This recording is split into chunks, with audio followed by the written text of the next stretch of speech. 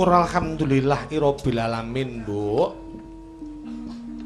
Diaturake kunjuk ana ngarsaning Gusti Allah Subhanahu wa taala. Dina iki ya bengi iki kasembatan aku sliramu ditimbali karo panjenengan ingkang wineng kuing pakurmatan ya kuwi Bapak Sriyana kalian Kanjeng Ibu Sunarti ya, Mbok. Iya, Yung. Daleme ana dukuh Bendiljet Desa Karangtalun Kecamatan Kalidawir. Ngono ya, Yung. Sadurunge awake dhewe matur mrigine kagem panjenengane Bapak Sriyana Kanjeng Ibu Sunarti, mula luwih dhisik ayo padha ngaturake minal aidin wal faizin, mohon maaf lahir batin jroning wulan kang kebak barokah, hari kemenangan tumrap para muslim saindenging jagat raya sakwise ya kuwi nglakoni poso Ramadan kewajibane wong Islam ngancik ana ing wulan Sawal kuwi hari ingkang fitri.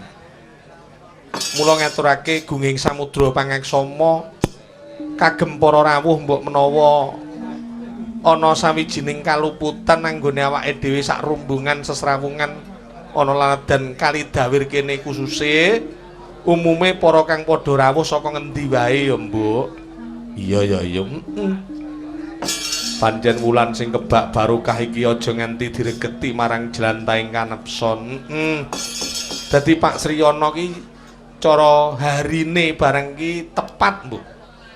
Barengi para dulur sing padha mudik, gitu, sing padha pulang kampung, barengi panjenengane kagungan kersa, ngene iki ngiras pantes reuni, no. Oh iya, mana-mana panjenengane Bapak Sriyana dhewe iki sawijining priyayi kakung, gitu, sing kebak ing tanggung jawab, rumangsa duweni kewajiban ya kuwi minangka dadi cagaking keluarga. Pagaryane nyambut gawene apa sak kecandhake, Nduk. Waton sing halal. Aku rembugan karo panjenengane Pak Sriyana, ya ta. Tasa pejagong senajan aku urung nate ketemu sadurunge ning bisa ketemu karo panjenengane iki kaya kanca kulawas sing suwe ora ketemu, no. Ngungkapake apa sing dadi keluh kesane sakjroning makarya kanggo nyukupi marang keluargane, no. Iya, iya ya, Yung. Lah iya panjenengane merantau ning Malaysia, gitu, ning Surabaya, ning Jakarta kabeh dilakoni sing baku bisa nutup marang kecukupaning keluarga, no. Iya, kagungan kersa apa Pak Sriyana kaliyan Ibu Sunarti? Kejaba syukur ana ngarsaning Gusti Allah Subhanahu wa taala panjenengane kagungan kersa ya kuwi mantu. Sipate iki ngunduh kemanten ya kuwi kemantene kakung putra Pak Sriyana Ibu Sunarti Adimas Deni Eko Setiawan MPD sing pikantuk kalian diajeng Dwi Restining Tias Adi Putri SPD kuwi putra putri saka panjenengane Bapak Insinyur Sukiyadi lan Ibu Supriyati sing daleme ana ing tlatah Nganjuk, ngono. Iya, mula ning kene awake dhewe mung kari nerusake sing wis dinikahake ing dina Kemis tanggal 7 Mei 2015 jame jam 7 bengi panjenengane wis resmi minangka dadi garwane, no, Mas Eko Setiawan kalian Mbak Dwi Resti ning Tias Adi Putri kuwi mau. Iya. Ya Yung ning kene ya mung bisa memuji muga-muga niat kajat suci saka Pak Sriyana iki winales dening Gusti Allah taala wujude barokah turta wujude kawilujengan keselamatan uga lancaring rejeki kesehatan tansah mayungana kagem panjenengane Pak Triyana sak keluarga besare. Amin. Lan muga-muga le merantau ning negeri jiran kono kuwi ya saya lancar. Iya. Kalis ing sambikala bisa nyukupi marang keluarga besare, no. Iya, dadi sing rawuh ning Kendal Bulur kono iki dudu Pak Triyana, dudu panjenengane sik rong kondur, diwakili Ibu Sunarti. Dadi sing petung ki Priyayi Putri. Heeh, Nduk. Bojone Pak Triyana sing rawuh rono. Aku ki pengapes aku lek sing petung ki Priyayi Putri, Nduk. Dadi petung apa-apa ki lek wong wedok tenan, Nduk. Nalika rawuh rono lek ngenyang ki kaya wong ngenyang Lombok, ngerti? Iya, dijlimeti 100 200. Iya. Kancane ya Kang Darmaji kuwi. Lah iya. Darmaji kok ya ora mbolo aku belas lho ya. Iya. Iya, ndak apa-apa, sing penting pancen kabeh iki mau kanggo seduluran, no. Ya muga-muga kalih sing sambikala. Iya. Ya Nduk, iki sadurunge tetembangan sing maneka warna ing wulan sing sakral, wulan sing suci iki diisi lelakon-lelakon sing utama iki arepe tak wiwiti dandang gulane nganggo dandang gula Pancasila, no. Iya, merga suasanane kuwi suasana kenegaraan ya to. Kabeh ki mau di pengeti wong sak negara bahkan wong sak donya dandang gula ning nggunakake dandang gula Pancasila mengko diteruske ning gene tetembangan sing sipate religi no Islami barengi karo wulan suci no iya enggak Mas Darmaji kula nyuwun iya dandang gulane Pancasila mawon kawruhana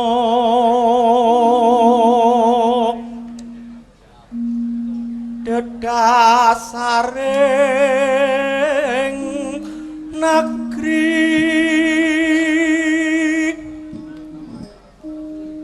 Pancasila pangiketing bangsa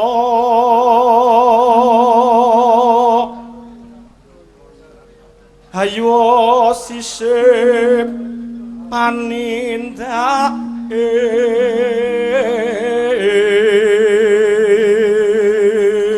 sesasi utuh awake dhewe prei lho Nduk iya suwi ndak mayang ini arepe omong ya angel padha karo wong ora tau numpak sepeda suwi ra numpak sepeda no ya kidung iya lho ya setengah belajar meneh Mas Darmaji inggih sami mawon iya tengah rewang lho sampean ning kene no mangke iki setengah no mboten setengah rewang iki tegese lek nek kekurangane kanca-kanca iki nutuhe ning jenengan ning aku percaya iki mau Pak Sriono Ibu Sunarti iki cemawe sembarangane kok Mas wiwit saka daharan unjukan udut wah sak keperluane kanca waranggana niyaga wiraswara dikompliti mergo panjenengane wegah nanggung to wujude swara sing ora kepenak ya senajan wong duwe gawe iki apik ya dicacat ala tansaya ngono kae iya wong duwe gawe iki ndek ning peneri lho karo rewange kala mangsa ya sok diuneni dirasani malah-malah sing padha buwuhan kuwi wis sajake anak tuwitik sing ora pas ngono ya mesti dilokne karo mulih buwuh kuwi Yunah kowe ndak roh yu ndruk omahe sugih tamune akeh lek ngiris jenang kaya silet yu ngono kuwi eneng lho ngono ki ya umum ki emine rada tengik lho yu umum lek ning desa ngono ki ngono dadi ya ning Pak Sriono ya awake dhewe minangka dadi wakile tuan rumah mbok menawa nek keluputane ya nyuwun agung sih samudra pangaksama ngono iya ya Mas Darmaji ketuhanan niku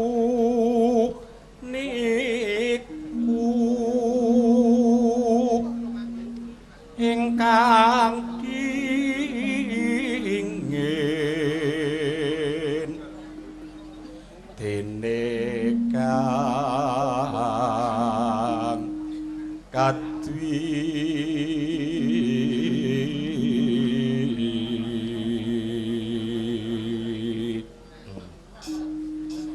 Yeku prikamanungsan kabangsan ka telu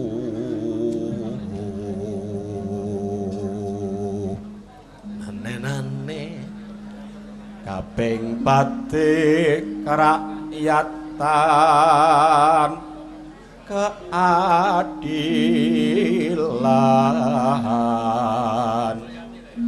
sosial kaping gangsal nenggi nanane jangkep kang tansah silang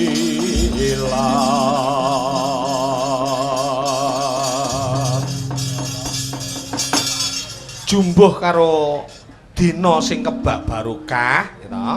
Nyuwun pangapura tumrap sepada minal aidin wal faizin mohon maaf lahir batin awake dhewe ya tansah istighfar ana ngarsane Gusti Allah taala.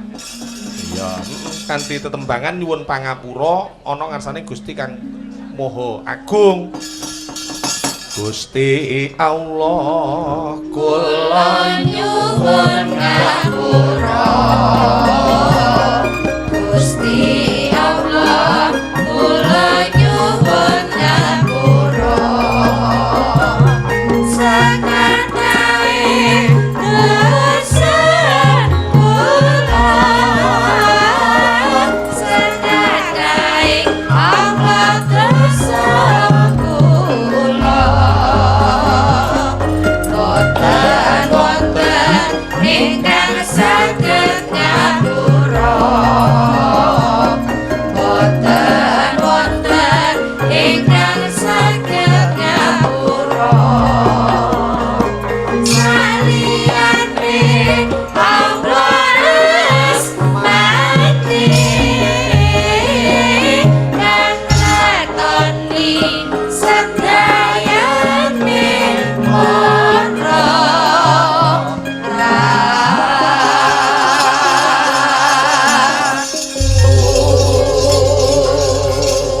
matur sembah nuwun ya iki diaturake anggone awake dhewe rumangsa dadi titah sing kebak ing salah nyuwun pangapura ana ngarsane Gusti kang ngakarya jagat ya aja nganti lali mbok ya kuwi tembange sing sifat religi kudu diaturake sing kepenak aja sira bunga-bunga aneh donya malaikat lira-lira marang sira malaikat arep cabut nyawanira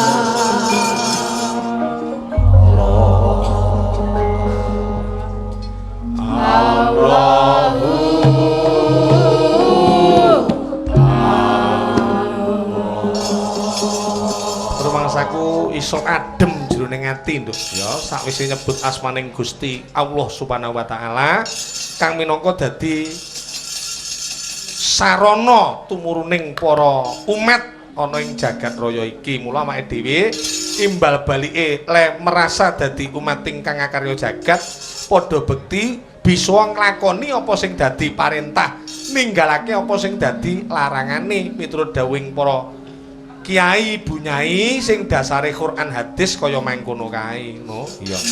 Ya yung ya syukur.